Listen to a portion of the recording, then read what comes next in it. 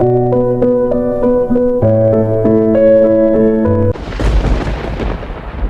Mother's Farewell at the Door of Glory. Once upon the time, there lived a woman named Stella in Ama Akara village. She was known for her beauty, strength, and the kindness that flowed from her like the morning sun across the fields. Stella married John, a tall, hard-working farmer with a heart as big as the sky. Together, they built a simple but joyful life. They were blessed with 2 children, a boy named Owen and a girl named Helen. For 7 years, the family lived in harmony. John tilled the land and provided for them, while Stella managed the home.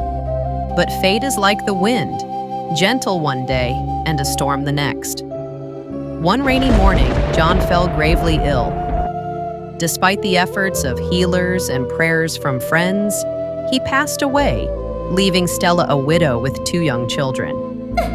The world, once full of laughter, turned gray. But Stella did not crumble.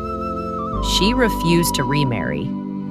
With tears in her eyes and fire in her soul, she vowed to raise her children to be strong and wise.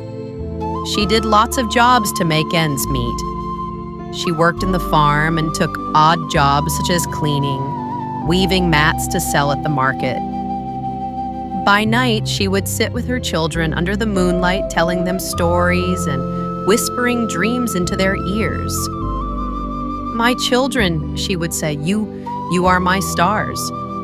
I will guide you until you shine on your own." Owen and Helen saw their mother's sacrifice. Despite their poverty, they never missed school. Stella made sure of that, selling the last of her gold earrings and wrappers just to buy books and pay exam fees. There were nights when Stella went to bed hungry so her children could eat. Days when her hands were blistered from laboring in the fields. But she never complained. Owen and Helen studied hard, even reading under the moonlight when candles ran out. Whenever they succeeded in school, Stella danced through the village, clapping her hands and praising God. Years passed and the children grew. Owen earned a scholarship to study engineering in the city. Helen followed, studying medicine.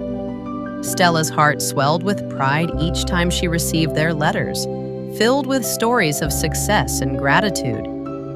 Though her body grew tired, her joy was boundless. "Soon," she would say, "my children will finish school and I will rest.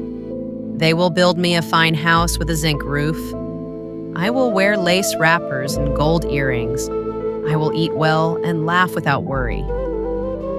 True to her hope, Owen and Helen completed their studies and got good jobs.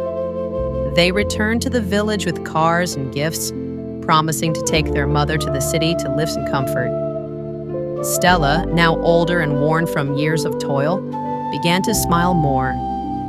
But life is a thread, and we do not know its length. One quiet morning, as the cock crowed, Stella did not rise from her bed. She had gone to the ancestors in her sleep. Peaceful, her face still carrying the trace of a smile. The villagers wept. The children wept. Owen and Helen buried her under the great baobab tree, where she often sat and told them stories in their youth. They built a marble tomb with an inscription. "Here lies Stella, a woman with strength, love, and sacrifice, whose roots held us firm and whose branches sheltered our dreams." Stella did not live to eat the fruit of her labor, but her legacy fed generations. Her children built schools and health centers in her name, lifting others as she once lifted them.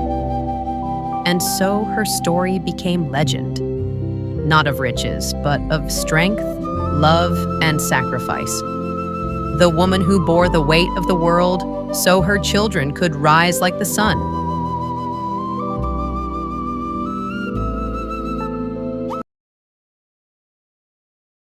Thanks for watching. Subscribe, comment, like, and share.